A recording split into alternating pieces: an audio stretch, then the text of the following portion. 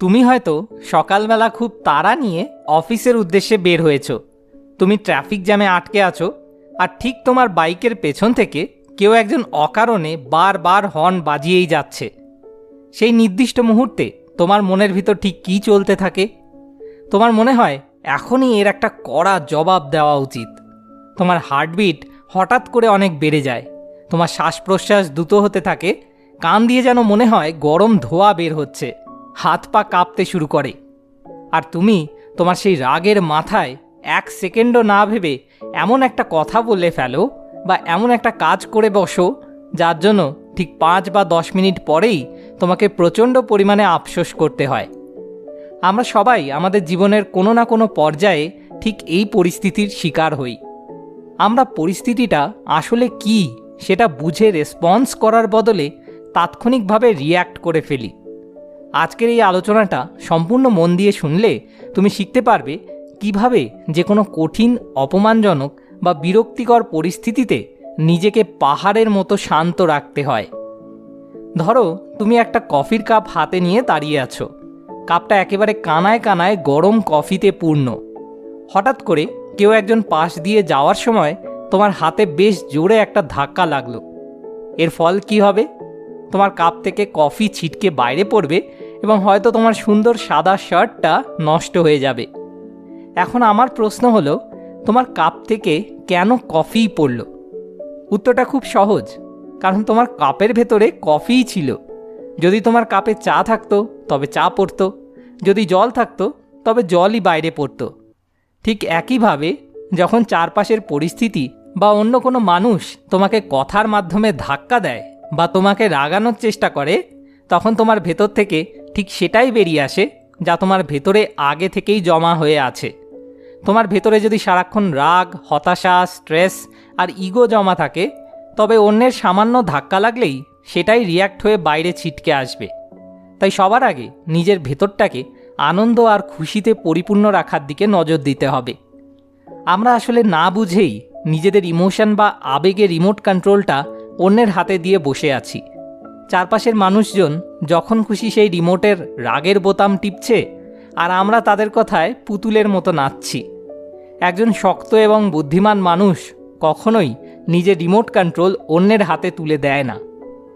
তাহলে এখন সবচেয়ে বড় প্রশ্ন হলো, কিভাবে আমরা এই রিমোট কন্ট্রোলটা চিরকালের মতো নিজেদের হাতে ফিরিয়ে আনব? কিভাবে আমরা রিয়্যাক্ট করা সম্পূর্ণ বন্ধ করে একজন ম্যাচিওর মানুষের মতো রেসপন্স করা শিখব? চলো বিষয়টা কয়েকটা খুব সহজ কিন্তু অত্যন্ত শক্তিশালী স্মার্ট আইডিয়ার মাধ্যমে একেবারে পরিষ্কার করে নেওয়া যাক। স্মার্ট আইডিয়া নাম্বার 1, থামতে শেখার জাদুকরী ক্ষমতা। ধরো তোমার বস মিটিং রুমে তোমাকে সবার সামনে এমন একটা ভুলের জন্য প্রচণ্ড বকা দিচ্ছেন যা হয়তো তুমি করোইনি। তোমার প্রথম প্রবৃত্তি বা ইনস্টিংক্ট হবে চিৎকার করে বলা যে আমি এটা করিনি, এটা আমার দোষ নয়। কিন্তু তুমি যদি ঠিক সেই মুহূর্তে রিয়্যাক্ট করে তর্ক শুরু করো, তবে বসের ইগোতে সরাসরি আঘাত লাগবে এবং পরিস্থিতি আরও অনেক বেশি খারাপ হবে। হয়তো তোমার চাকরিটাও ঝুঁকির মুখে পড়বে।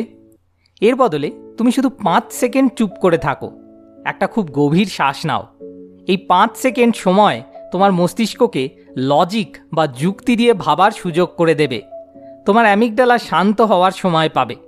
তখন তুমি বুঝতে পারবে যে এই মুহূর্তে সবার সামনে তর্ক করার চেয়ে পরিস্থিতি শান্ত হলে বসের রুমে একা গিয়ে প্রমাণসহ কথা বলাটা অনেক বেশি বুদ্ধিমানের কাজ হবে। স্মার্ট আইডিয়া নাম্বার 2, বিষাক্ত উপহার গ্রহণ না করা। ধরো রাস্তা দিয়ে হাঁটার সময় একটা মানসিক ভারসাম্যহীন মানুষ তোমাকে দেখে হঠাৎ করে একটা খুব খারাপ গালি দিল। তুমি কি তার গালি শুনে রাস্তার মাঝে দাঁড়িয়ে মন খারাপ করবে বা তাকে উল্টে গালি দিতে শুরু করবে? তুমি নিশ্চয়ই সেটা করবে না, কারণ তুমি খুব ভালোভাবে জানো যে মানুষটার মানসিক অবস্থা একেবারে ঠিক নেই।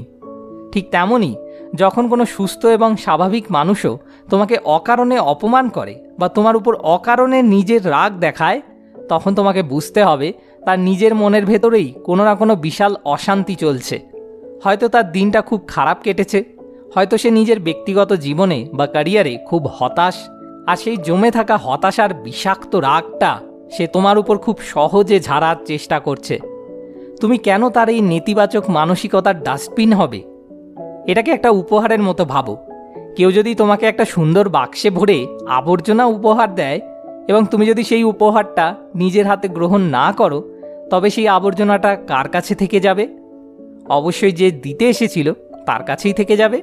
অপমানও ঠিক এমনই। তুমি যখন বুঝতে পারবে যে সমস্যাটা তোমার নয়, সমস্যাটা তার, তখন তুমি আর তার কথায় রিয়্যাক্ট করবে না। তুমি তাকে দূর থেকে একজন সাধারণ দর্শকের মতো পর্যবেক্ষণ করতে পারবে। স্মার্ট আইডিয়া নাম্বার 3, রিয়াকশন বনাম রেসপন্সের সমীকরণটা বুঝতে শেখা। ধরো তোমার প্রিয়জনের সাথে তোমার কোনো একটা খুব ছোট্ট এবং তুচ্ছ বিষয় নিয়ে কথা কাটাকাটি হচ্ছে। সে হয়তো রাগের মাথায় এমন একটা কথা বলে ফেলল যা তোমার ইগোতে খুব বাজেভাবে আঘাত করলো। তুমি যদি সেই মুহূর্তে রিয়্যাক্ট করো, তবে তুমিও তাকে পাল্টা একটা কড়া কথা শোনাবে। সে আবার তোমাকে দুটো কথা শোনাবে এবং একটা ছোট্ট বিষয় থেকে বিশাল একটা ঝগড়া শুরু হয়ে যাবে। পরিস্থিতি এমন পর্যায়ে যেতে পারে যে সম্পর্ক ভাঙার উপক্রমও হতে পারে। কিন্তু তুমি যদি রিয়্যাক্ট না করে রেসপন্স করো, তবে তুমি লজিক দিয়ে ভাববে যে এই মানুষটা তো আসলে মনের দিক থেকে এমন নয়, শুধু রাগের মাথায় সে কথাটা বলে ফেলেছে। তুমি তাকে খুব শান্ত গলায় বলবে, দেখো তুমি এখন অনেক রেগে আছো, আমরা এই বিষয়টা নিয়ে এখন আর কোনো কথা বলবো না, আমরা পরে কথা বলবো। ব্যাস, তুমি তোমার একটুখানি বুদ্ধিমত্তা দিয়ে একটা বিশাল বড় অশান্তি শুরু হওয়ার আগেই আটকে দিলে। এটাই হলো রেসপন্স করার আসল শক্তি। ইগো তোমাকে সবসময় প্ররোচিত করবে তর্ক জিতে নিজেকে বড় প্রমাণ করতে, আর লজিক তোমাকে পথ দেখাবে তোমার মূল্যবান সম্পর্কটা বাঁচিয়ে রাখতে। স্মার্ট আইডিয়া নাম্বার 4, নিজেকে সঠিক প্রশ্ন করতে শেখা। সোশ্যাল মিডিয়ায় কেউ তোমার একটা ছবিতে বাজে কমেন্ট করলো, আর তুমি তাকে উচিত শিক্ষা দেওয়ার জন্য তার রিপ্লাই দিতে গিয়ে নিজের ব্লাড প্রেশার বাড়িয়ে ফেললে। ওই মানুষটাকে তুমি হয়তো বাস্তবে চেনেও না, তার অস্তিত্ব তোমার বাস্তব জীবনে কোনো প্রভাবই ফেলে না, তবুও তুমি তাকে তোমার অত্যন্ত মূল্যবান সময় আর এনার্জি দিয়ে দিলে। নিজেকে বারবার প্রশ্ন করো, অন্যের এই সস্তা মন্তব্যগুলো কি আদতেও তোমার নিজের শান্তির চেয়ে বেশি দামি? যখন তুমি মন থেকে বুঝতে পারবে যে এসব নেতিবাচক মানুষের কথায় কান দেওয়ার কোনো মানেই হয় না, তখন তুমি আপনা আপনি রিয়্যাক্ট করা বন্ধ করে দেবে। তাহলে চলো আজকের এই পুরো আলোচনাটা আমরা একটু সংক্ষেপে মিলিয়ে নিই। প্রথমত, যখনই রাগ উঠবে বা অপমানিত বোধ করবে, তাৎক্ষণিক কোনো জবাব না দিয়ে অন্তত 5 সেকেন্ড চুপ থাকো এবং গভীর একটা শ্বাস নাও। দ্বিতীয়ত, অন্যের খারাপ বা অপমানজনক আচরণকে ব্যক্তিগত আক্রমণ হিসেবে গ্রহণ না করে এটা বোঝার চেষ্টা করো যে এটা তাদের নিজের মানসিক হতাশা এবং সমস্যার বহিঃপ্রকাশ মাত্র। তৃতীয়ত, আবেগের বশবর্তী হয়ে দ্রুত রিয়্যাক্ট করে পরিস্থিতি খারাপ করার বদলে বুদ্ধি ও যুক্তি দিয়ে পরিস্থিতি বিচার করে ভেবেচিন্তে রেসপন্স করতে শেখো। এবং চতুর্থত, যে কোনো নেতিবাচক পরিস্থিতিতে নিজেকে প্রশ্ন করো, এই নির্দিষ্ট বিষয়টা কি তোমার অমূল্য মানসিক শান্তি নষ্ট করার মতো আদৌ যোগ্য কি না। আমি বিশ্বাস করি আজকের এই কথাগুলো তোমার জীবনকে নতুনভাবে ভাবতে সাহায্য করবে। এই কথাগুলো যদি তোমার জীবনের কোনো একটা সমস্যা সমাধানে একটুও সাহায্য করে থাকে, তবে এই ভিডিওটা তোমার বন্ধুদের সাথে অবশ্যই শেয়ার করো। Thanks for watching. More wisdom, more solution, better life.